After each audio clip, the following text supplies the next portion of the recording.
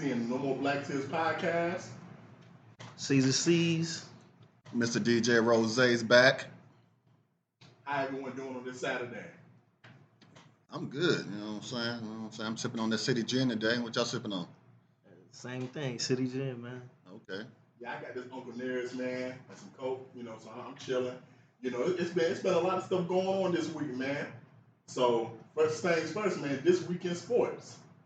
All right, let's get into it. So, this week in sports, this actually happened like a couple weeks ago. But Wander Franco, the baseball player for the Tampa Bay Rays, was accused of having relationships with a 14-year-old girl. Now, for a backdrop, he is Dominican. He's 22. And this is all allegations. None of this is true. But he has been suspended by the team. He's still getting paid, apparently, by the way the suspension is worded. So he's still getting paid. Hey, C's, any thoughts on this situation? This is the second allegation, too. So it's kind of one of those things. That first one, they kind of tried to sweep it under the rug a little bit and say, oh, we're not going to comment on that right now. It's kind of, at some point, suspension is probably the best thing. They got to do a thorough investigation. It's a fucked up situation because he is a great player, but you kind of got to cut ties at some point. Yeah, I'm thinking like we need to figure out what's going on with it. But if it happened, they just need to figure out what the laws is and where it happened at, and then they need to either get arrested or not get arrested. And it's simple as that. Like, it ain't no wrong or no right thing about that. It is if you did it, you wrong. So you know what I'm saying? But I don't. It should bring more light to. We already talked about this before. You know what I'm saying? The R. Kelly niggas. So it's like they out there. You know what I'm saying? Ain't nothing changed. You know what I'm saying? Just a different name. Just Kelly overseas. I mean, to be fair, I will say this, man. These are all allegations, but at the same time, I will say this, man. As I was reading the reports today, getting ready for the podcast, I saw that the girl apparently lives in the DR. Yeah. So I think that's something too. Like, I know me and MJ was talking in certain countries where the age limit is lower than some of the states we have in the United States. The age of consent in the DR is 18. Okay, so it's 18. Mm-hmm. Yeah. That's crazy then, man. So what I say about the DR? Because we got states in America where the age of consent is 15. I mean, it is, it's one of those kind of cases. It's like, you don't want to jump the gun too soon, but at the same time, you don't want to just condone it and be like, oh, since we paid him all this money, we got to let him, we got to get our money's worth. We got to just, we ain't going to talk about it. We just going to brush it aside. That's what I said. They just need to figure out if it happened or not. If it happened, then he need to pay the penalty. You know what I'm saying? Go to jail or be raped by 50 niggas. You know what I'm saying? I mean, if it happened in the DR, man, another thing, man, I want to leave that to the DR to handle, man, because apparently this whole situation stems from the DR. So I don't really want to be talking about how we should be policing people from other countries too. Talking about police, Carl Evers, a high school football coach from Benjamin High School in Atlanta, was caught on video punching one of his players in the gut. He has been arrested and charged and fired from his position. Hey, C's, they talk about old school coaching and hard-nosed coaching, man. Did this cross the line? Yes. If you didn't cross the line, it's like, all right, I understand cussing, extra fucking work. Like, hey, everybody hit the line, do suicide laps, run the fucking bleachers, shit like that, cussing at them, being real tough, like tapping them hard on the helmet, like, hey, let's go, hitting them on the pads, but sitting there actually putting your hands on the player, I mean, that's the thing. It's just like any other job you work, it wouldn't be a grown person, like a grown player, like a player in the NFL is not going to allow a coach to punch them in the stomach. A college player is not going to allow a coach to punch them in the stomach. So it's like, with kids, it's like, would the parents be wrong if they said, hey, I heard you, my son, he just whooped the coach's ass. Would he be wrong? Yes, somebody need to hit him over the head with a baseball bat. Change the sport. It's just like, damn, if you got to get to the point to where you got to physically touch your players or hit them or you feel like you got to put hands on them, you probably don't need to be around teenagers, players, and you probably need anger management and some other shit. But yeah, he got what he deserved, man. It's a fine line between hard old school coaching and just being too rough. And it's like, it's at the end of the day, yes, you might be passionate about it. It's a game. It's not a. Yeah, it ain't that serious. Yeah, it ain't that serious to get punched in the stomach. He, like I said, like the last one, it was on film, so he got caught. He got arrested. He was wrong. You know what I'm saying? Ain't no way around it. You don't put your hands on none of the students. You know what I'm saying? That's why he got arrested. So it's probably happened more often, but this time it got on film. So he got what he deserved. You know what I'm saying? He shouldn't have coached again. No little league, no middle school, no high school, no nothing. He need to take all his. He been his coaching at the license. jailhouse, man. That's what he need to be coaching. And in the local jail, he ain't gonna get too much time, so he could coach a local jail softball team or something like that. But that's about it. You know what I'm saying? Fertiz, what you thinking? Man, I'm gonna go the other way, man. We didn't got Ain't no other way to go. We didn't got soft, bro. We didn't got soft.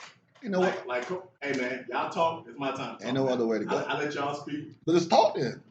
Hey man, we didn't got soft, bro. We didn't got soft, bro. Like one, the punch that he did on the little kid, he didn't even haul back and hit that little kid. Oh well, really? So did he hit him? Man. So did he hit him? He didn't hit him. He didn't hit him. Okay. What age was the kid? Okay. I don't know what the age the kid was, but secondly, man, y'all talking about like juveniles and stuff, bro. Have y'all seen some of these 15-year-olds nowadays? It doesn't matter. Some of these 15-year-olds bigger than y'all, bro. It doesn't matter. And this is the problem that we have. This is the problem, man. You say it's just a game. Man, nah, man. Football is a way of life for most of these people, man. A lot of these people don't have discipline. Like, I want to know, did he punch him just because he missed a blocking assignment? Then I'm outraged like y'all is. Or did that 15-year-old say something to him to make him punch him? Because a lot of these kids that be playing football at these schools, especially in a place like Atlanta, man, they come from single-parent households where they ain't have no father figure. They ain't have nobody who raised them how to talk to adults. And he put that discipline on him, letting them know, man, I'm a grown man. So Was it worth it though? Was it worth it? I mean, nah, bro. He probably didn't think he was gonna get fired and go to jail, man. Like you talking. What you thought was gonna happen? But and that's what I'm saying. Like we in the soft generation. If you talk to people who played football 10, 20 years ago. So the high school coaches to punch him in his stomach. Bro, I had high school coaches who grabbed my face mask and would throw me to the ground. That's different from actual. I've seen a high school coach get ready to go fist to fist with another player. Did it happen? Did it happen? Yeah. The only way it happened because everybody broke it up. Did I not? But I've seen a high school coach, a grown man who was 6'6", get ready to fight another student who was like 6'4", 6'3". But did it happen? Bertizzi, did I not say tapping him on the helmet, grabbing the face mask is one thing? We're talking about actually punching some. some. The goalpost back though, man. It's not the fact that it happened. It's the fact that I'm telling you the culture behind it. Like it almost happened. The only way it did not happen is because 10 people held him back. Okay, then. That's why he didn't get arrested. But if it would have happened, he would have been arrested. No, had it happened, it just would have been what it was. I seen a coach slap a student. I seen a coach on the bus. We was leaving them after the game. Was it on camera? Was it on camera? Nah, but that's what like I said. When it's on guess camera, what? it's Guess what? We different. went to school the next day. Everybody found out about it, and all everybody did was laugh. It was teachers who came up to other students saying, "Dang, did that coach really do this to that player?" And nothing happened. It was a different mentality because he had said something that wanted a slap. But a lot of these people who are quote unquote raising kids, y'all not teaching y'all kids respect. So somebody else got to teach them respect. That's the point of sports like football, to teach discipline and respect. It's all about the rules, man. It's not about respect or anything. If the rules say, because we used to be able to use corporal punishment in school. If you can't use corporal punishment, you can't spank your kid. And that's the problem with these kids nowadays. And if the kids get spanked, these kids nowadays we're not talking about the kids. Soft. We're not talking about that. Take some things away, so that that's a whole other subject. We got numbers that show juveniles are getting arrested higher than ever. It's stuff like that. To me, that's a whole other subject. It's always another way to go about it. Like once you put hands on somebody, it's different. Me grabbing your face, man, shaking you like, why the fuck didn't you get to play? And me throwing you is like, this is how the fuck you block. This is how the fuck you get through the line. That's different for me, actually. See, you talking about just the playing, though. I'm saying I don't know what he said for him to get punched. If it's just he missed a blocking assignment, he dropped the pass, you should never just be putting your hands on a student athlete. But if this man says something out the way, hey man, he's not a man yet though. He underneath the time law. out. But that's the point of you being around grown men is when you 15, y'all like y'all remember when y'all was 15 and 16. You think you're a grown man. There's a lot of 15, 16 that think they grown. And if you grow up in a household with a father, your father sometimes has to remind you, nigga, you ain't grown yet. But for those who did not grow up in a household with a father, you had to have other people, men, who showed you there's a difference between you thinking you grown and me knowing I'm grown. And it's the only one who has worked with juveniles. You're not the only one that worked with juveniles. No, the only one who's worked with juveniles in a correctional capacity, who's had to oversee them in a correctional capacity. That worked in the RYDC. Yeah. Yes. You are the one that did that, yeah. Yes, as the only one who's done that, because there's a difference between you just mentoring them or talking to them online or whatever, and versus you in a situation where now you're dealing with a 16-year-old who actually is attacking and assaulting other adults. Yeah, and y'all not supposed to beat them up there either because you'll get in trouble with that. Exactly, because we got people that are quote-unquote soft. I feel like it's a fine line, but I mean, but between being soft and the subject of him, was he right for punching him in the stomach or punching him? I think that's two different things. I never said he was right, bro. I just said I said it was a more different way. I said he was soft. Don't misconstrue him. What I'm saying is, I think he was justified. So you're not listening. Like I said it's two different subjects. Like we can get into it because being soft and not being raised right, and that's two different things. Like when is coaching too long? Because this subject was about the coach punching him in the stomach, and now we could get into other things. But yeah, I gave my take on it. I said the reason why everything went down the way it did, and the reason why it got blown up, we as a society have gotten very soft. Because 10, 15 years ago, ask your friends that play high school football, ask co-workers who play high school football, they would tell you stories that was way worse than this. That's why you heard me start off by saying he didn't even haul back and hit him. It's all about the camera. I said, he looked like he did him a quick little jab. Yeah, it's all about the camera. But yeah, a teacher or a coach shouldn't be punching a student regardless. I think that's bottom line. I don't think there's no other way around it. Nah, I think we all can agree on that, man. But y'all need to raise y'all kids better, man. If not, then other people going to discipline them. Man, speaking of people who got disciplined, though, Ronald Acuna, baseball player for the Braves, Atlanta Braves, he's the first one in MLB history to have 60 stolen bases and 30 home runs. Hey, Rose, you brought this to our attention. What was your thoughts on this? I thought it was amazing.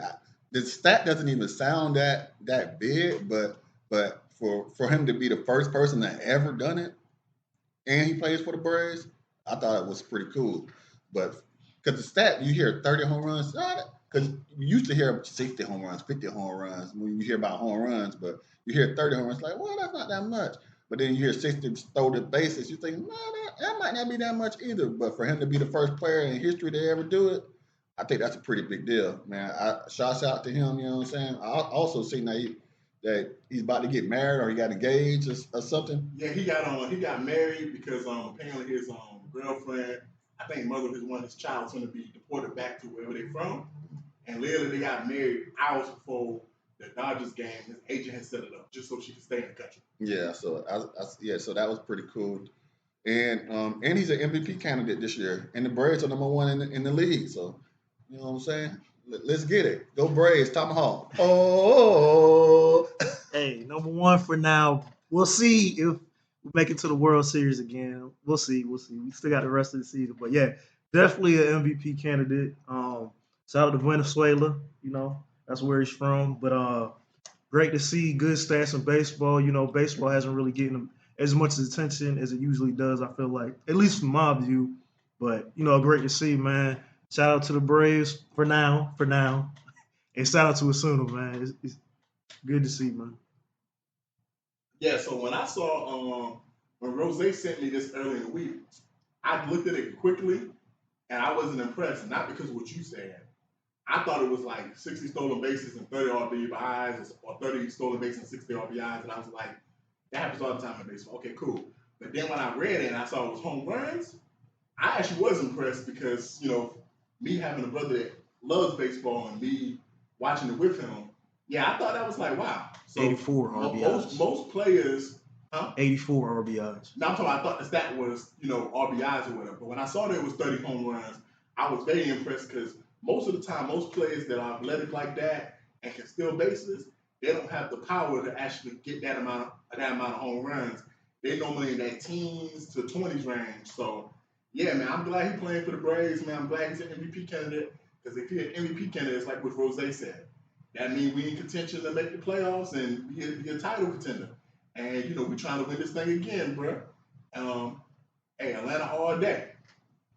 Man, speaking of the World Series versus the World Series, for those who have been watching the Olympics, the FIBA Olympics, Noah Lyles, representative of the United States, has won a gold medal for the 100 and 200 yard meters. And I say FIBA Olympics. This is the FIBA Olympics, right? This ain't the World Olympics, is it? No, it's just... It's not Olympics. It's the FIBA World Games. Okay. Well, yeah, the FIBA World Games.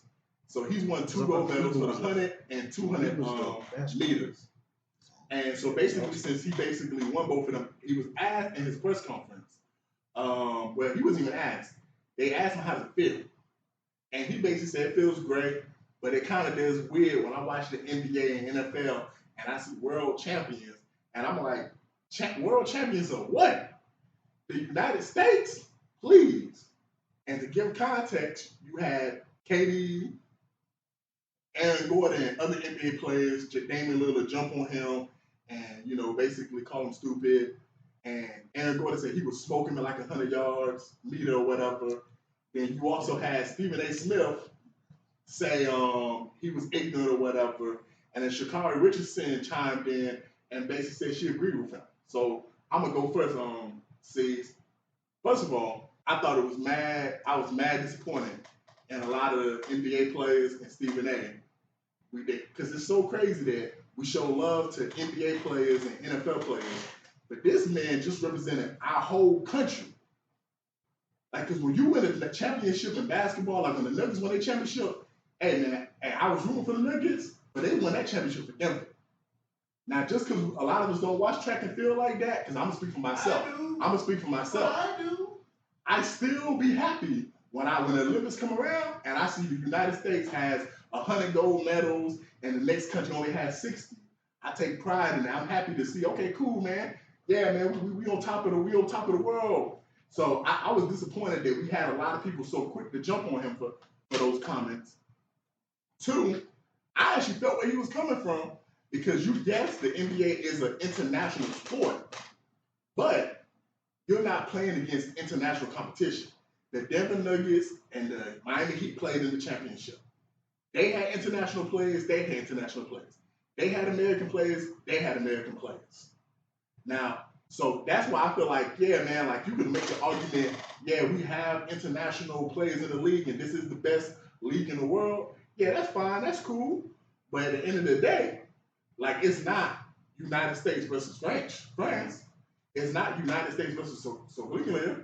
It's not like we're facing a whole other country. No, we're still facing American teams or whatever in an American, well, not an American sport, but basically in an American league to win our own little championship. What he was talking about was, hey man, all year I had to face Americans in track. Once I faced these Americans in track, I then had to basically go to the FIBA World Cup. We was mistaken. It's not FIBA. It's just the World Championships. I had to then go to the World Championships. And then, not only did I have to face some of the same Americans that I beat all year round, I then had to face this dude from Jamaica, this dude from France, this dude from Germany, this dude from the DR. And I had to face people from all around the world just to get it. And the reason why I feel like Sha'Carri Richardson agreed, hey, for all the people showing her love, don't forget it was a couple years ago when she got smoked by the Jamaicans and everybody was posting them memes and doing the Michael Jordan crying faces. And then she had retribution this year because then she smoked the Jamaicans back.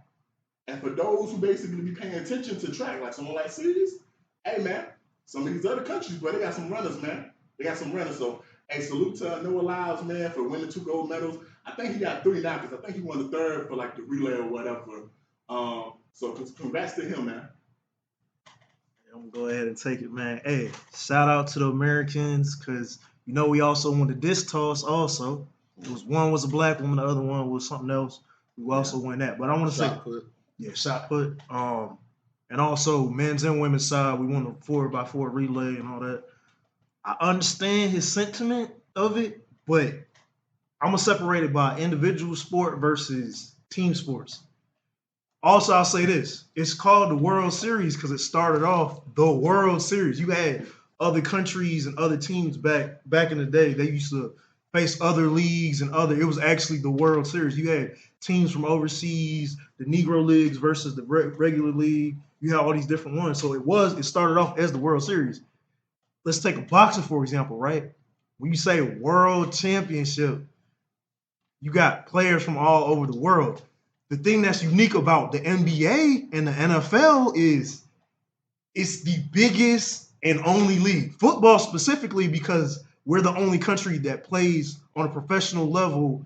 The NFL is professional football. You get what I'm saying? It's at the level it's at because we're the only ones that do it. Basketball, the NBA is the biggest premier league. The NBA is bigger than the world, the FIBA world competition. It's bigger. Besides the Olympics. The Olympics is How is NBA bigger than the world competition? it's the Olympics and then the NBA. You have both, but one is not the other. I'm saying, but explain what you mean bigger though. It is the premier league. When you think basketball, what do you think of? Do you think about the Olympics? That the best players in the world. Yeah, I'm saying like, yeah, we the biggest basketball league, but I'm talking about like It is world championship. It is the premier. It is the premier league in the world. Like they had the best players in the world in the NBA. That's what you Yeah, said. we do have the best. You have players from all over And the it's all world. from all over the world. So. All over the world. From 40 countries. Let's be real. That's from 40 countries. Most countries that play. All over the world, there's only 40 countries. But we had that stat the last 2 we've weeks. had a player from There's way more China. than 40 countries in the world. We've had a player from Japan. We've had a player But from if Mexico. you're good enough, it don't matter what country Can I you're ask in. a If question? you're good enough, you'll make it to Do the you NBA. think Big Wanyama was good enough to play in the NBA last Yeah. year?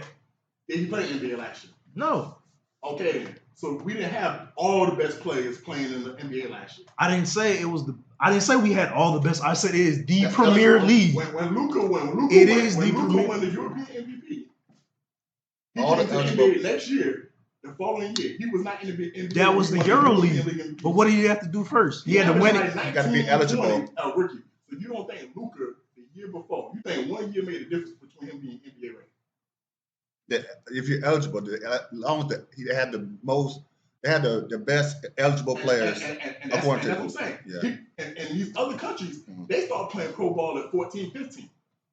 And that's also a difference between the NBA versus a lot of these other leagues.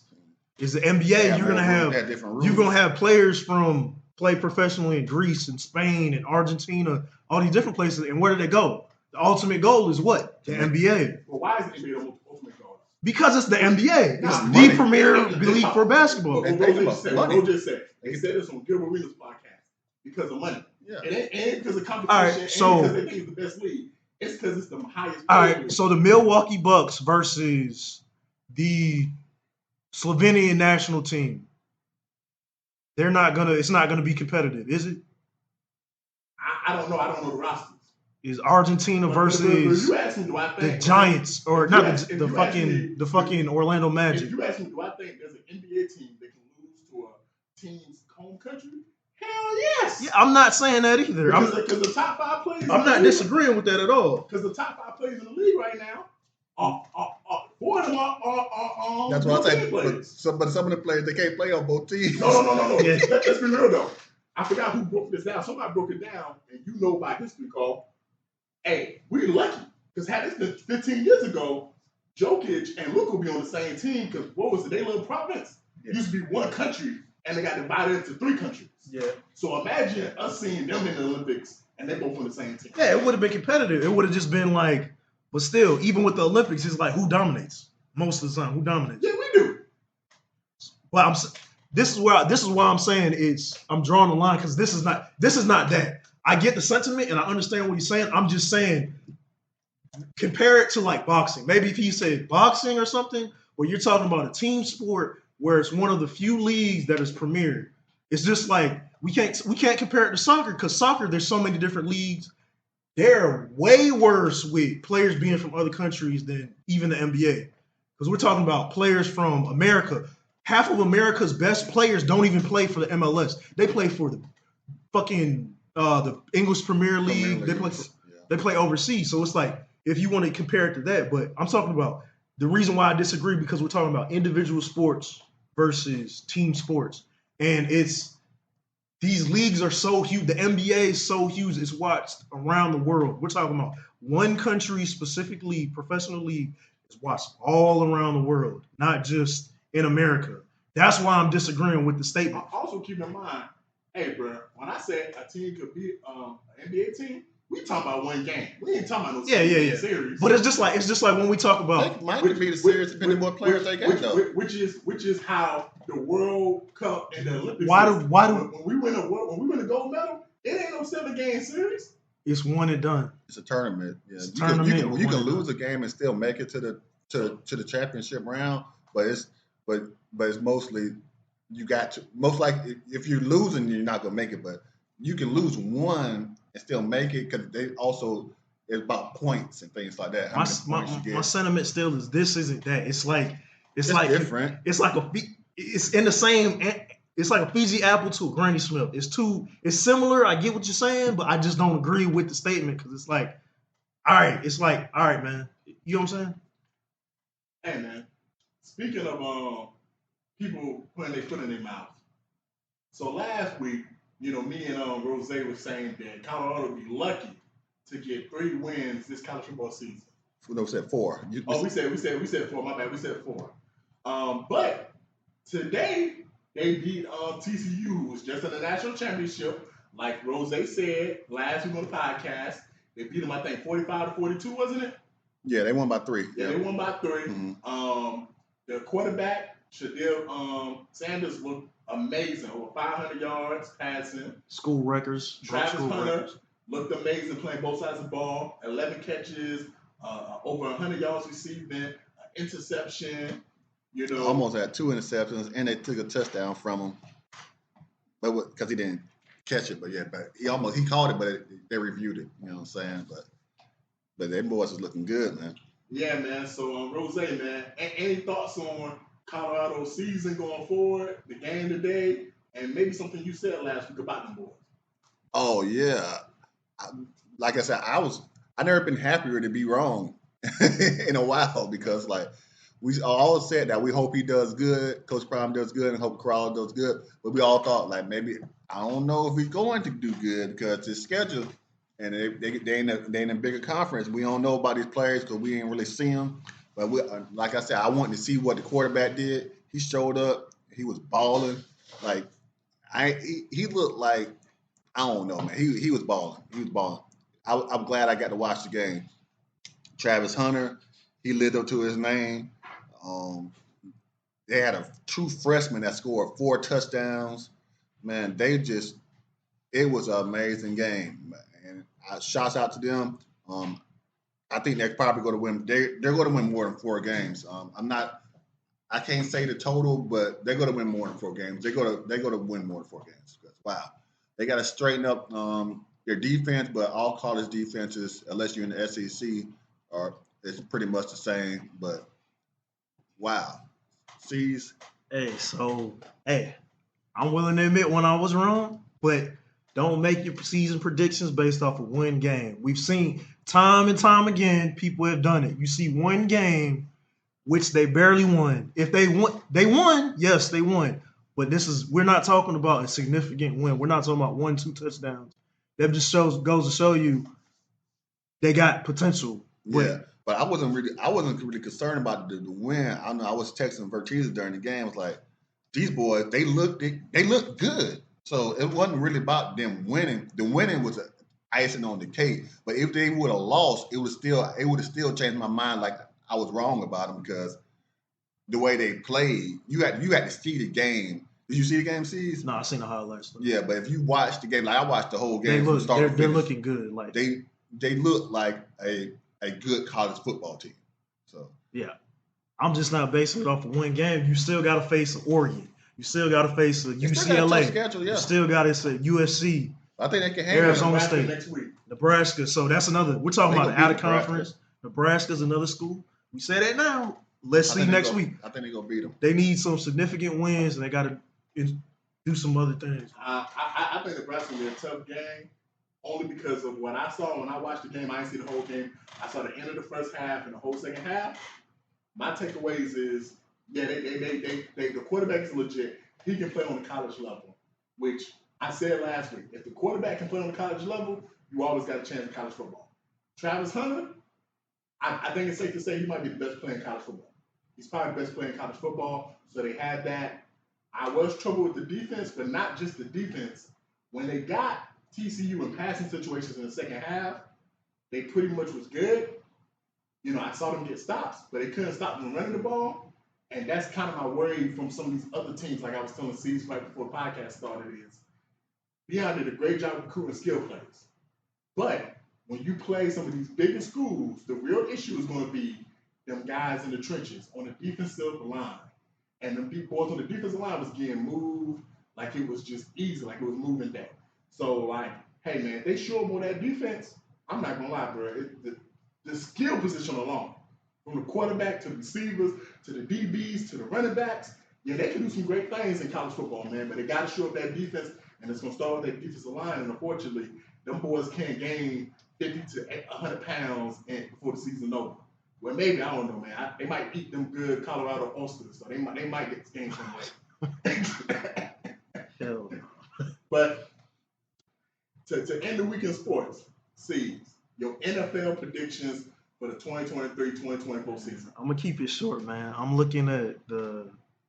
keep it real short, man. The Buffalo's definitely gonna do some big shit. The Jets, looking at everything, they might, get that playoff berth. Miami's definitely gonna be good again this year. I think Pittsburgh is probably gonna be that. It's either gonna be Pittsburgh or Jacksonville with the wild card. Oh shit! How the fuck did I forget about the Chiefs? Yeah, I'm gonna stick with those. We know what the team. We pretty much know what teams are gonna be good. It's gonna be Baltimore. It's gonna be Jets, Miami. Buffalo's gonna get the number one spot though. Wild card. Look out for Pittsburgh. Look out for Jacksonville. NFC, man. Question is, are the Commanders actually gonna be good? Probably not. The Giants are gonna have another choke year again. Dallas is gonna play great and then be ass towards the end of the season. Everybody's saying this is the Lions' year. It's a lot of Lions fans that say this is the Lions' year. Probably not again though. Vikings probably gonna do something. The Saints, I think, are actually gonna be good this year. Then it's a toss-up between the NFC West, man.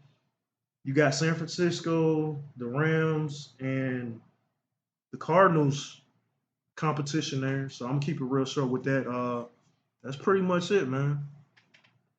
Yeah, man. So my NFL predictions, NFC North, Bears.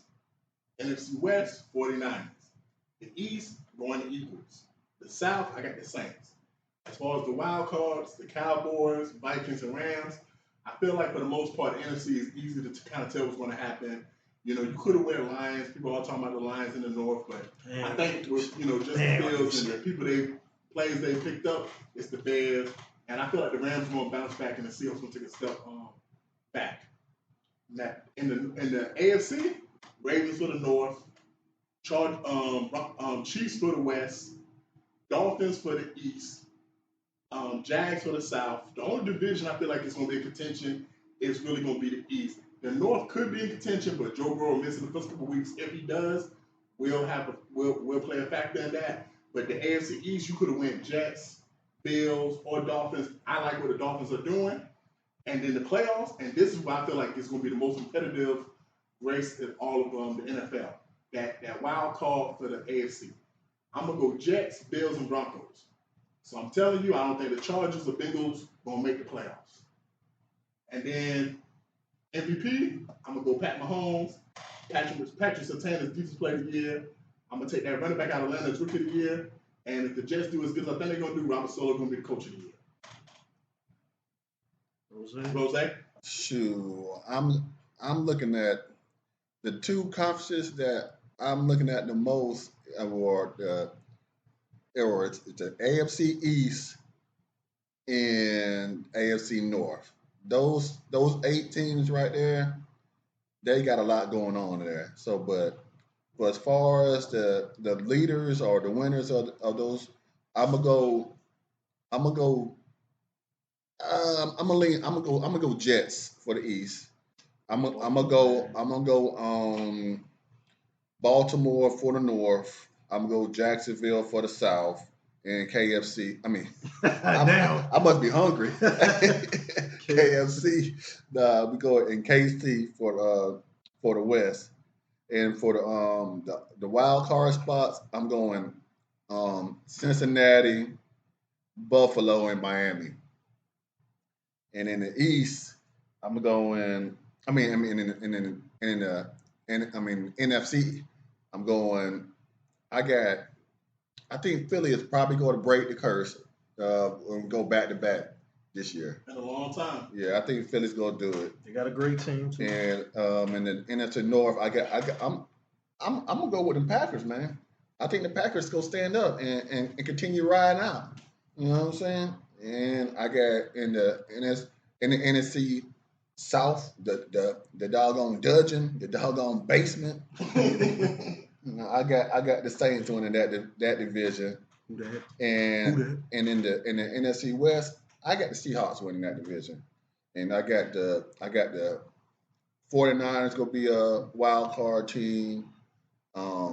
Cowboys gonna be a wild card team, and I got the Giants being a wild card team again. So I think, and for the Super Bowl picks, I'm gonna go KC and rematch Philly. You know what I'm saying? I'll take that. I'll take that again. That was a great game. I'll take a rematch of that. I'm gonna give it a few weeks before I get my NFL prediction or my Super Bowl predictions. I'm gonna give it a few weeks. So I like to put mine on wax. And what we're looking forward for the season, ain't gonna be no tears on that. Moving on to TNT. TNT, Dynamite, boom. And we back, baby. So speaking of predictions, who could have predicted that we would have had two mega celebrities, Cardi B and 50 Cent, throwing mics at fans at their concerts? So a couple weeks ago, about a month ago, Cardi B was at a concert performing a song, and she basically said, "Get this pussy wet," and a fan threw like a cup of some kind of liquid on her. Well, what were they wrong? They said, "Get it wet." So she threw the mic at her and then grabbed another mic and said to the crowd, "I said get this pussy wet, not my face." Apparently, ain't no charges being filed. They moving on from that situation. But just this week, and props to 50, because 50, apparently with this concert he's done, he's broken records, he's selling out arenas, he's doing better numbers than these new rappers are doing. But at one of his concerts, he threw a mic at a fan. Him and his team said he was aiming for the production crew because the sound was off or whatever. But if you would have saw the pics of that female fan he threw the mic on, it's a big ass cut on her forehead, face looking busted. I ain't gonna lie, 50 can't take all the credit for that one. But face was looking busted. Rose, tears or no tears? I got tears for the fans that got hit with the mics. I ain't got no tears for Cardi or 50. Because like you was taught as a kid, you don't throw items at people. You throw balls and toys. That ain't no toy, ain't no ball. What you throwing it for? You know what I'm saying? You know you gonna hurt somebody and get them hurt, and you know you about to get sued. I guess y'all think y'all got enough money that it ain't gonna hurt your pocket. So I got cheers for the fans.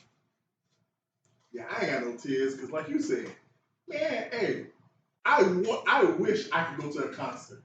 And I wish my favorite rapper throw a mic at me. One, I'm suing you. Two, I'm keeping that mic and it's gonna be on eBay and I'm gonna be like, this was the mic of Jay-Z, Eminem, 50 Cent or whatever. And I'm trying to get some money off of that. So I ain't got no tears. Yeah, fuck that, cause my favorite rappers will probably stomp me out after they throw the mic at me. But no tears for anybody. Well, for the fan, that's about it. Just get your security team to whoop their ass. That's it. What happened to the old school where you just point and your bodyguards or whatever was supposed to go stomp their ass out or drag them out the concert? You're gonna have to start. Rappers and performers, just make sure you carry a cup with you so you can throw shit back at the fan. Just you know how you do the long throw, pour it out. Just start doing that. Don't throw mics, throw drinks. That's how we gonna do. And speaking of people throwing stuff, Brittany Renner was on a podcast with Charleston White earlier this week, and she was obviously drunk, like most of these hoes be, and she started twerking and giving Charleston White a lap dance, screaming into the mic and said, "You be quiet when a bad bitch is talking." And she took 2 water bottles and threw it at the producer or one of the producers of the podcast. And then you even caught her saying, "Oh, I didn't mean to hit you. I meant to hit that bitch ass nigga." C's, man, tears or no tears for the downfall of this doc. No tears. It ain't really a downfall. It's like, why is she still relevant? I mean, Charleston White had probably enjoyed the show. He was like, "Oh, this bitch gonna twerk on me. I'm just gonna sit here and take it," you know. So she wasn't just throwing water bottles; she was throwing that ass. So I mean, what is there to say about it? She just looks ridiculous. We know her track record. We know what she does. Just making herself look stupid on the internet, or more notoriety for her. Fuck it, you know, no tears. Brittany Renner is the face of all these hoes. She's not. She's not. Today. She is, because she was the one who originally taught these hoes how to get it back. Find an NBA or NFL player, get pregnant by them. Oh, so you saying be a predator? Yeah. Tell them how, okay. That's what she did. She was the one who taught a lot of these hoes. Because MGH put me on game. She was the one. Oh, so she taught Vanessa Pippen or whatever that bitch's name. Yeah, she the one, because she went online and she whatever her name is. Yeah, because she went online and she basically was telling the hoes what she would do to basically get it back, and she went ahead and did it. Now, sadly for her, apparently doing that podcast, she started boohooing about how she only gets $2,500 a month, and apparently her baby daddy has to pay child support. Shit, that's a mortgage. That's rent. $2,500. Maybe that's why she decided to get drunk and do all that. But I'm gonna keep it real with you. Yeah, she's the face of these hoes. That's all them hoes want to do nowadays, Rose. They want to get drunk, act the fool, and when they get offended, they want to do things and not have no repercussions. So I ain't got no tears for Brittany Renner, and I ain't got no tears for any nigga that decide to entertain a bitch like Brittany Renner. Yeah, I ain't got no tears for her either. Next. That's one career that's drowning.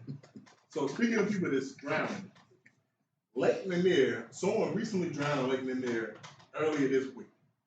And apparently that's the 3rd drowning, I want to say, this month. And the seventh of the year. That's all? So, C's, man, tears, no tears, and do you even have a history about it? No tears for your dumb ass. Black people especially, your ass should not be going to Lake Lanier in the first place. When I say it, it's cursed! Nigga, it's cursed! It's cursed, nigga! It is cursed! Alright, basically the history of Lake Lanier was there was a black town, a very significant black town during the Reconstruction and after the Reconstruction era. They set up farms and townships and other things. Basically, people came in, flooded the land. There were basically people still living there, so you can still go there today, swim in the water. There's school bleachers, farmhouses, tractors, plows, all that shit. You've seen the episode of Atlanta. If you haven't seen it, watch the last season of Atlanta. They go over this shit from Lake Lanier. But basically, it's too much shit has happened. You heard about the boat that got sunk last year. 2 people drowned and died. 1 person got drug under. 1 was a black person, 1 was a white person. White people died, black people died. People died on Lake Lanier. Lake Lanier is cursed. Even if you don't believe it's not cursed, it's not safe. There's trees still growing in the water that get caught in boats. There's metal objects. They don't know what the fuck is still under there. You're literally floating on actual land. If it wasn't for the dam, there would still literally be land you could just walk around in Lake Lanier. I'm never going to see that bitch. I don't even want to see Lake Lanier. Fuck that shit. Hey, man. So basically, in the words of Whoop Go with Coco, until white people in that area do right by black people, Lake Lanier would be cursed. And I wish I could see me do the little hand symbol. I ain't got no tears, man, because I can't swim. And so because of that, I don't want to get on bodies of water. Hey, you just feed into stereotype, bro. I'm just saying, I can't swim, so I choose not to get on bodies of water. And if you can't swim, you don't need to get on bodies of water too. As well as maybe you shouldn't be on a lake that a lot of people are dying in. What was that? Yeah, I ain't got no tears for it because when you get on the water on a boat, if you're not playing safe, you need to have a life jacket on. And if you drown with a life jacket on, then it was just meant for you to go. So cursed. It was cursed. God don't make mistakes. Cursed. Yeah. So wear your life jackets. Study some water safety. You know what I'm saying? Learn how to swim. Vert easy. And y'all hoes don't be afraid to get your hair wet. Man, speaking of getting wet, for all those niggas who have them late nights in Tennessee, let me tell you, Tennessee has passed a law to help a lot of you niggas out. Apparently now you can no longer sign the birth certificate unless a DNA test has been done and it is proven that you are the father. So a lot of you niggas in Tennessee, y'all don't have to worry about them hoes tricking y'all no more. And a lot of you hoes, game's up. See? About time they should implement this nationally. Basically, they did y'all a favor. I felt like it should have been required to actually have a DNA test for the birth certificate. So now, hey, be smart, niggas. They gave y'all a favor. So just be smart. Tears, I'm happy. I'm happy for you. Bring that to Georgia. Bring that to Florida. Bring it to everywhere else. Yeah, man. I ain't got no tears, man. Hey, good looking for you niggas, man. Y'all ain't got to get tripped up no more. Hey, man, like Steve was hinting at, I personally feel like you should be doing that from the jump. If you got any questions and this could be your baby, you should be getting a DNA test.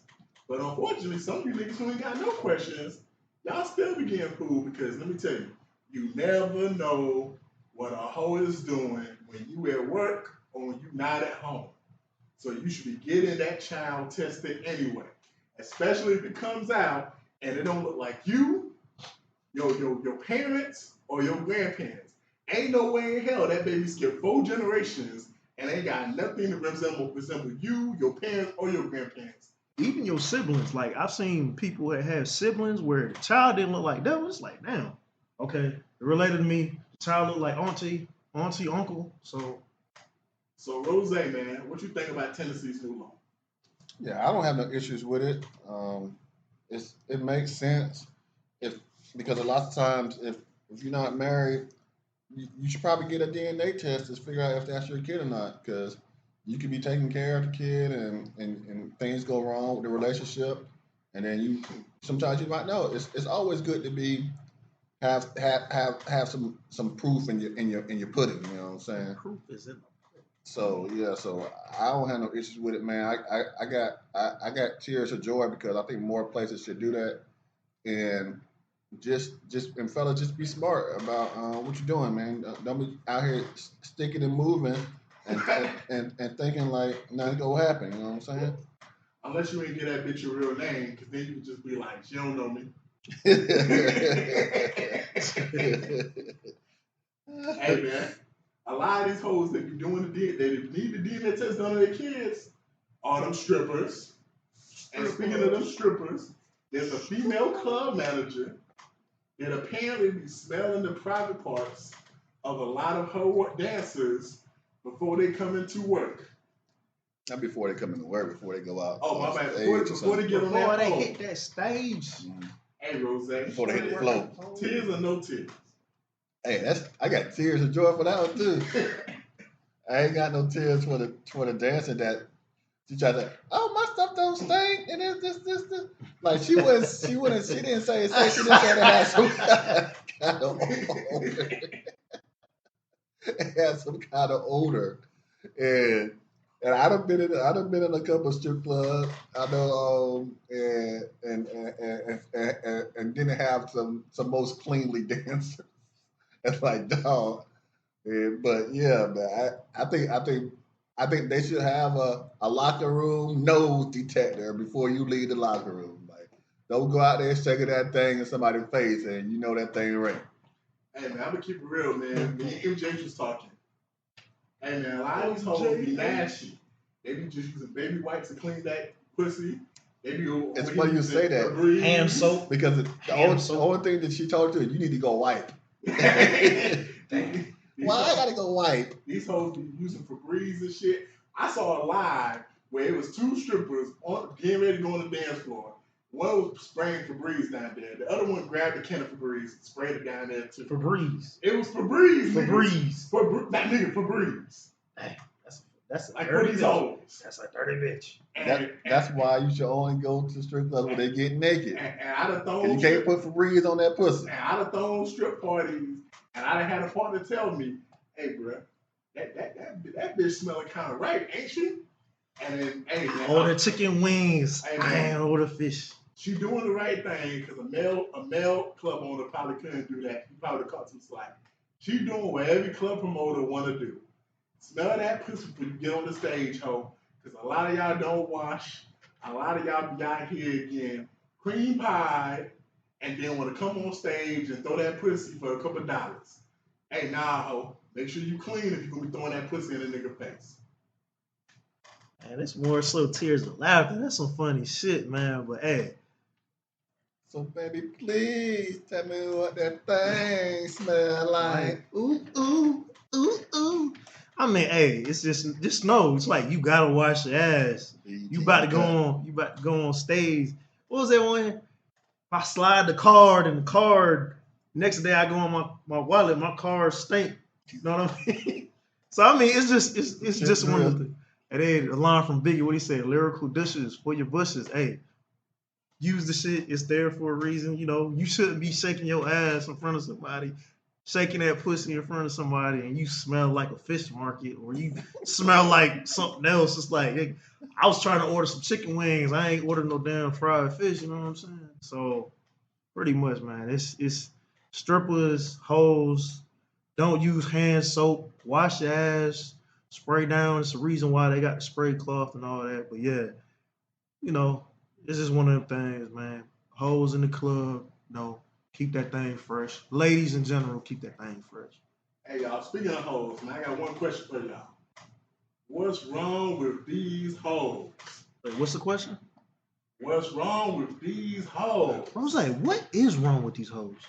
Man, I don't know, man. But we talking about this guy called Four. He's a tattoo artist, and he was on a podcast being interviewed, and he was talking about how he likes strong, independent women, and he likes to be pegged by them. And if you don't know what pegging is, you can look it up. But basically, pegging is when a woman puts on a dildo and That fucks a nigga in the ass. there we go. So and he said he enjoys it, and so he's the hoe for today. So what's wrong with these hoes, man? Man, hey man, I try to tell you all the time, bro. A lot of these niggas gay and they don't even know it, man. And this nigga just gay. Deep down, he know it. But a lot of these niggas who like to let a bitch put a finger in their ass or two fingers in their ass or stick the tongue in their ass, like he and Rose. Suki? You don't like Suki? Suki can't? Like he and Rose. Suki couldn't touch you? Nah, no, can't no bitch put nothing in my ass. Suki Hana can't do it? Like me and Rose has said before. If you let a finger or two go on your ass, you don't let a dick go on your ass. It just can't be too big, probably. Mm-hmm. So, bruh, if you willing to bend over, and well, first of all, you can't even do that in no masculine way. If you willing to bend over and let a bitch get this strap, like this whole strap, which most of these straps be bigger than most niggas' dicks, so let's keep it 100. And you willing to let that go on your ass? Bruh, on some real nigga shit, you gay. I know there's some people that's gonna hear this and be like, oh, that's such a beautiful thing, though. And what happens between two people sexually, no, fuck all that. Fuck all that. Fuck all that. You gay, nigga, you gay. That's some shit that hoes like to tell men, and that's some shit these undercover low gay niggas like to speak up for. But all the real men know, you don't let shit go in your ass.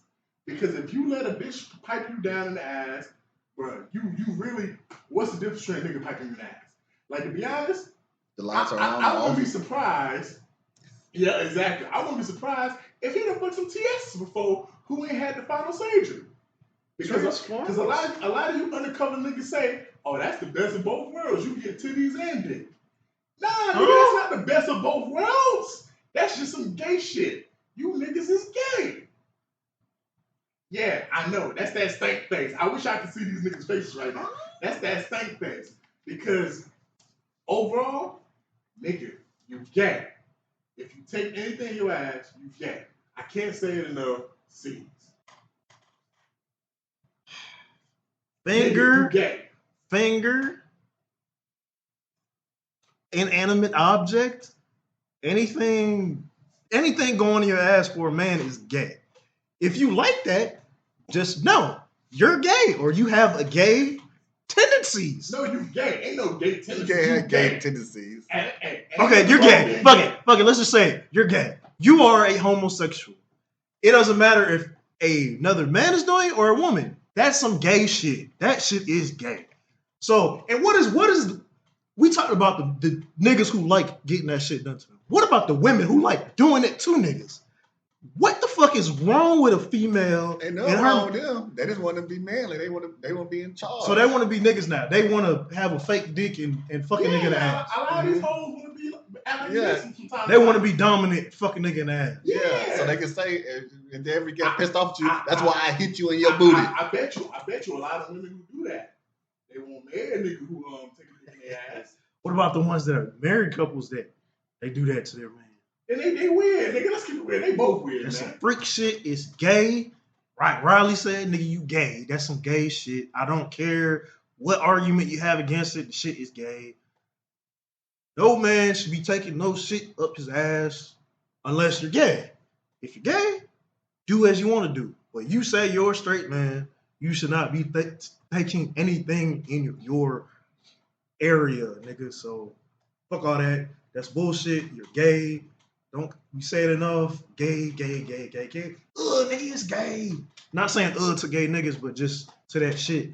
Yeah, pagan. I think that's just a way around saying I'm still in the closet. But you know one thing I heard a joke the other day. You know what I'm saying? What's worse than seeing a gay man that can't dress? What? Oh, ain't nothing worse because you was in the closet all that time and you ain't learn how to dress.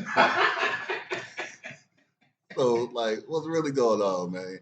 But yeah, man, you's a hoe. You's a hoe. Yeah, you the hoe of the day, because, like, you like taking dick in your butt. Like, DB. Now, you a defensive back. You know what I'm Booty saying? warriors. Like, God damn. Defensive back. I like that one. yeah, so, like, and all y'all fruit flies out there trying to take up for them, ain't nobody can take up for them, because the real knows the real. So, you know what I'm saying? I will never condone or say that's okay for a man to do that, unless you're just a gay man. Like no straight man. Like no man, that's you're a homosexual. You know what I'm saying? If you don't want to be called a homosexual, we gonna call you a closet sexual, because that's what you is. But you far from straight though. Yes, you are far from straight. You might have creased your jeans or your slacks, but the line's still crooked. So what you gonna do, Vert? If you go to a hoe's house, this bitch pulls out a strap on and says, "Yeah, we about to get it on." What you gonna do? I'm gonna assume that she want me to put it on and use it on her, and I'm gonna be like, "Baby, my dick work. I done popped that little pill. I done got on that hen dog. My dick work." You got that perky dick. Now she come out the bathroom. That honey pack. Yeah, now she come out the bathroom wearing that thing. Somebody get it on. I'm be like, hey, Batiste don't do that. So what you think about the bathroom? It is a real one. It's a real one. Oh, Batiste running. I don't give a fuck if Batiste just in his underwear and a t-shirt. Batiste running. I'm gonna grab my wallet, my keys, and you can keep them shoes and shit. So yeah, man. Hey, I don't play that shit, man.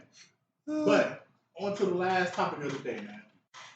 So, I sent a video earlier this week to the group, and it was from a show that C said that he had seen from time to time. And basically, in the video, the mother is mad that the son has twists. And the father, who is white, is saying, no, it's cool, it's cool. It looks dope or whatever. So anyway, C's and Rose, there's a lot of things that we as black people hold against other black people. But these standards was created by white America to begin with. Whether it's your hair, how we dress, how we talk, even sometimes the music we listen to, you'll notice that some black people, when they kind of go to that upper echelons of society, they'll look down at black people who still embrace black culture. Even some of the black people who live in certain metropolitan cities, when they see you eating fried chicken and other fried foods that's not good for you, they just kind of look down at you. C's. Break down black people trying to hold other black people to standards created by white America. Basically, it's a lot of standards. It's like, okay, wearing weaves and making your hair straight and dressing a certain way or doing certain things. It's like you're upholding a European standard. It's like you're trying to blend into white society on their standards versus, just embracing what it is. That's not to take away though, because I still say you wearing a bonnet in public, shit, and you just walking around in pajamas and a bonnet. Come on, that shit's tacky. It doesn't matter if it's a white woman or a black woman. Like, let's say it's a white woman going to Walmart wearing pajamas and a headscarf. I'm gonna look at her the same way crazy as I do a black or a Latino chick. It's the same shit. So I mean, but there's a lot of things we look at as in standards. Are we looking at it from our own eyes and just saying, I just don't like this shit and don't think it's appropriate? Or are we holding ourselves to a European or a white standard, which in certain sects, it's like subconsciously, behind the scenes and like just over years and years and years, are we equating those things as this is what we should be striving for? Or are we actually saying like, oh, this is just what I personally believe, or this is how I was raised, not, oh, I'm holding myself up to this standard. So for me, I look at different things. So I'm gonna start off with celebrities. I look at someone like Michael Jackson, who it was his birthday this week. Shout out to the GOAT. And someone like Whitney Houston. And you'll look at some of their earlier pictures, Whitney Houston. She had natural hair, had a low cut, had a little fro, whatever. Beautiful, beautiful. Then she started doing stuff to her hair. She's still a little beautiful or whatever, but to try to fit in with the white America because she was a pop star. You look at Michael Jackson when he was with Jackson 5, had the little fro and everything, had a big nose and everything. And I was looking at pictures of him from a child to a teenager, and then of course the new Michael Jackson with white Michael Jackson. And it's just crazy because we speculate the surgeries he's had with his nose, the bleaching and stuff like that. And the sad part is, no homo. When you look at Michael Jackson before he did all that, that was a beautiful human being. Like that's blackness. That's you look at him and you can admire, be like, man, that's blackness right there. But then you see the stuff he did, and you're in this world where you got people telling you that's not beautiful. And that's part of the issue right there is we have our own people saying that the way we wear our hair, the way our skin looks, and this is that, and this and that is not beautiful. In that particular clip I showed you, the reason why I sent it because there's a scene where basically they're talking about she's saying that he looks like a criminal, he can't get into school, he can't get a job. The show was Bob and Abishola. Yeah, and one of the black women says, "Well, who holds these standards? That's why the American standards. Do we have to play the game just because they made the rules?" And she says, "I guess so." A lot of times we as black people don't fully understand that by us accepting some of these stereotypes and some of these stipulations that white America put on us, then we're hindering ourselves even more. Like, if you don't want to have dreadlocks, that's cool. But you should not want to not have dreadlocks because you think that makes you like a criminal. Because if you only think that way, and like I was telling you earlier in the week, see, some of these thoughts is, some of it's subconscious, some of it's not subconscious. Some of it's stuff that has been programmed in you because of the stuff we watch on TV or just the way we was raised because we just grew up in America. Because when you go to other countries, people will see people with dreadlocks and they don't think nothing about it. They don't see people with locks. They don't think nothing about it. But we will see black people wearing dreadlocks and locks, and we'll immediately think they smoke a lot of weed. They must be some type of criminal. They must not be studious. I was at the hospital not so long ago, and I saw this doctor in his 30s, long dreadlocks, tattoos. He had already been a doctor for 5 fucking years. And we had a conversation. I was like, I love seeing black people break down stereotypes and misconceptions that are held about us by other people. Because there's more than one way to look. Like, you can have a low cut and wear a business suit, or you can have dreadlocks and keep your hair off your neck or whatever, and still be a businessman. Like, we do not have to conform to a white American set. Like, you can be a lawyer, a doctor, a businessman, and listen to pop, rock, or country, or you can say, hey, I like to listen to 50 Cent before I get to where I like to bump in the club. And then when you get out your car, be completely professional. And then when 5 o'clock hit, you clock out and you put on some 3 6 Mafia, and the song they talking about all the shit they're gonna do to these hoes on the weekend while they drinking, smoking, and popping pills. But guess what? You can still be a professional businessman even though you listen to that. And a lot of times we as black people, because we get around white America, we don't really understand that it's a duality to it. We can still be ourselves. We can still represent our culture. We don't have to be like, you have to be this way if you want to be successful. Rose?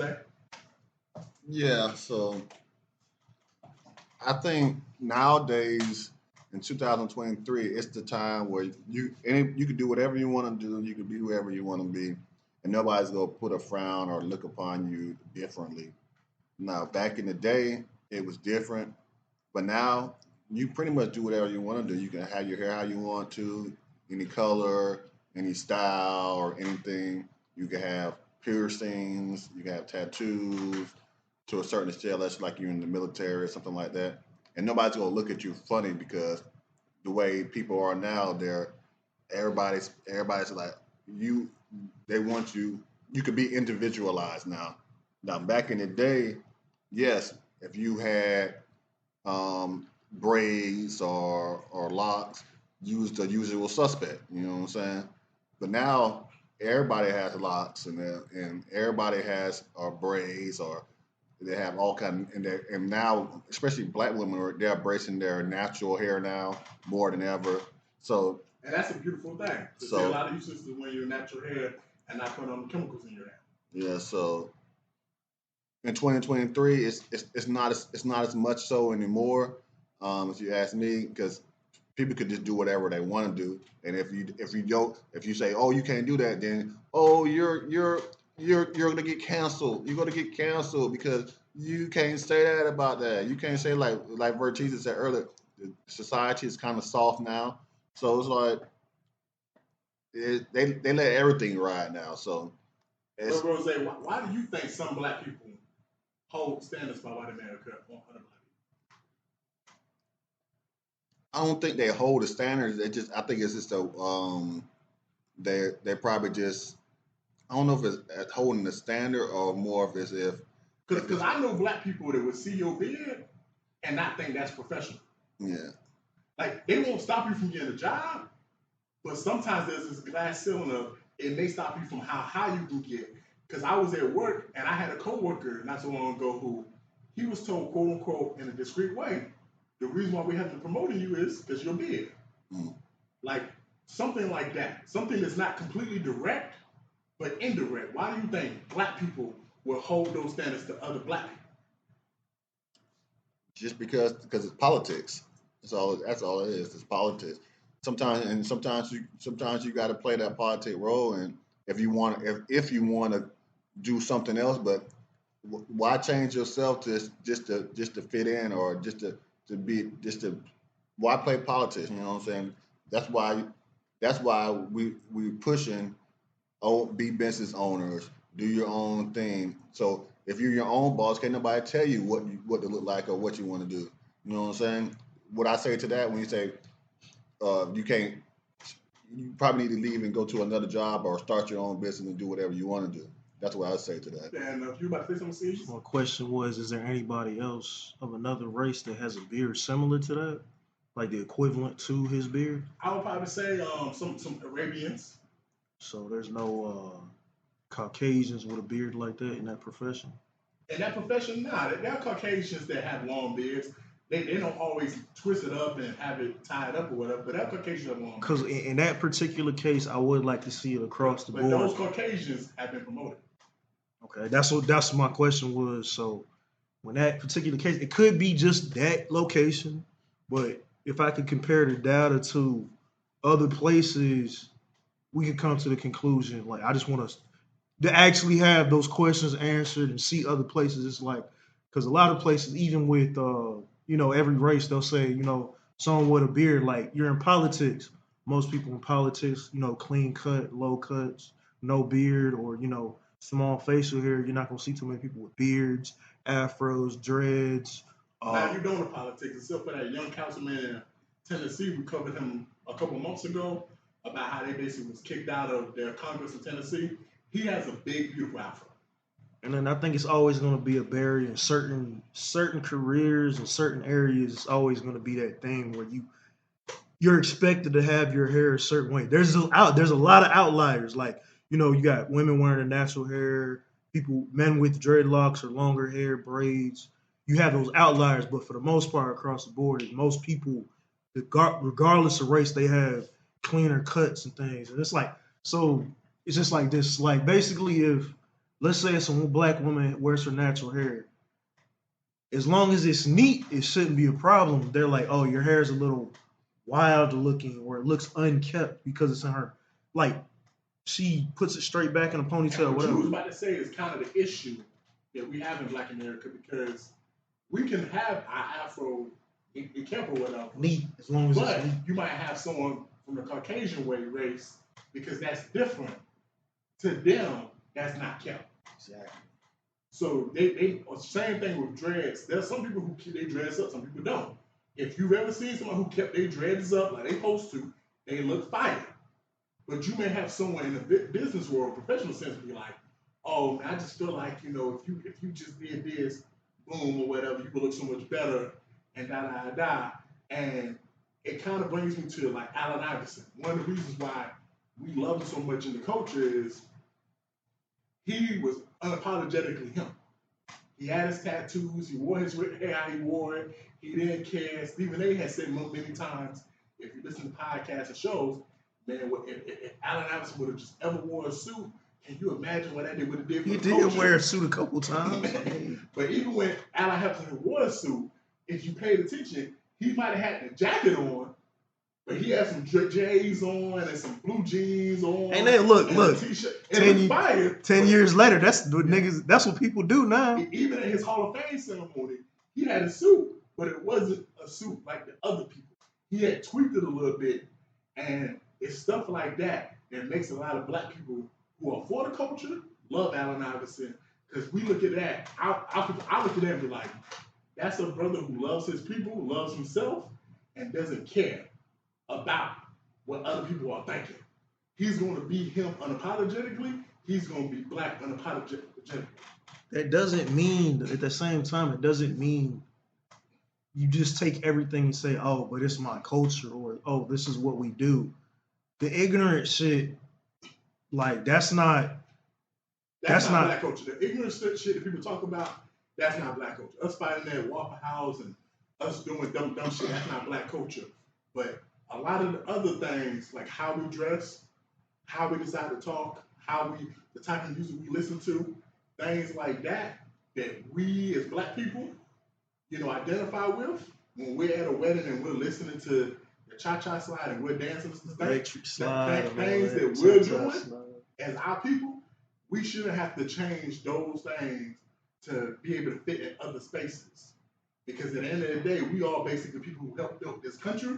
So it shouldn't be if you want to get here, you need to do X, Y, and Z. Nah, Rose should be able to have his beard how he want to have it. If I want to grow my hair out and have braids or dreadlocks, I should be able to want to do that. If you want to wear Jordans at a business meeting, you should be able to want to do that, especially if you have a white counterpart who does the same fucking thing and they don't say nothing to him, but they see you wearing J's in your business suit, and it's a problem. They feel like you need to be wearing Stacey Adams or whatever instead of Jay. I mean, it is a thing still though. You kind of gotta, if you want to get in certain spaces, you are gonna have to pivot or at least change a little bit. That's just anything. Like if you want to go into politics, you're probably gonna have to polish up and look a certain type of way. If you want to be taken seriously, it's sad to say, but that's how things are. And that goes to where It shouldn't be like that, but it is. Why we need to create our own stuff, why we need to create our own businesses, why we need to have our own spaces, why we don't need to be trying to fit in necessarily with other groups so that we can be comfortable being who we are and not feeling like, hey, I'm finna go to this white establishment. I need to have X, Y, and Z. I need to do X, Y, and Z. So what's your thoughts on like black women wearing like these $300-$400 wigs from like, you know, Malaysian and all this hair from India and I think that's another topic for another day. I don't think that's got anything to do with it does, but I don't think it does directly. Yeah. In short, if that's what they want to do, cool, man. But like I said to start this conversation, it's a lot of stuff subconsciously we do for white America that we don't even know we do. And it's a lot of things that we don't allow our friends, kids, and family members to do because of white America. So that's how I look at that conversation with the wigs. You know, we have beautiful hair. You know, I feel like we should wear our hair naturally. You know, if that's what you want to do, cool. But with anything you do or don't do, if you're black, my only thing would be to anybody listening is make sure it's what you want to do. Make sure it's not because you're trying to fit in with other people. Or fit a certain standard. So, you know, just at the end of the day, like if you like being bald, Deion Sanders, he was bald. We talked about him earlier in the podcast. He went ahead, did whatever he did, got the hair on his head. That's cool. If that's what you want. I got a brother. He was obese like me. He wanted to lose weight. If that's what you want to do, cool. If you're losing weight because people make you feel bad, I've never been a proponent of that.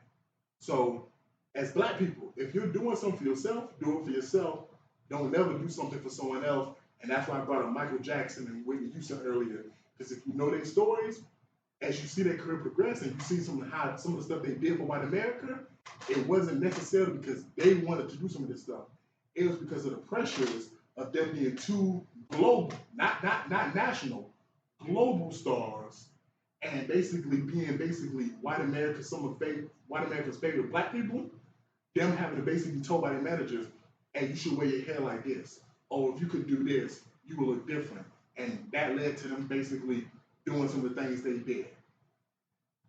So, I mean, just to end this conversation off, it's pretty much just like, do it for you, appreciate your culture, just don't try to fit into the standard. Like, really look at things like Bertizzi said, look at things as from the standard of something you want to do, but have respect to, just know you are going to have to pivot sometimes. You might have to mold into a certain standard, but stay true to yourself, man. I'm going to end it on that one. Yeah, man, we beautiful as black people, man. For those who seen Pinky Doll, man, hey, she got the little filter where she's light skinned, but when you see her in real life, she's a beautiful black skinned woman, man. So, hey, be proud and black. In the words of A.B. and Rakim, peace. And I'm back quiet.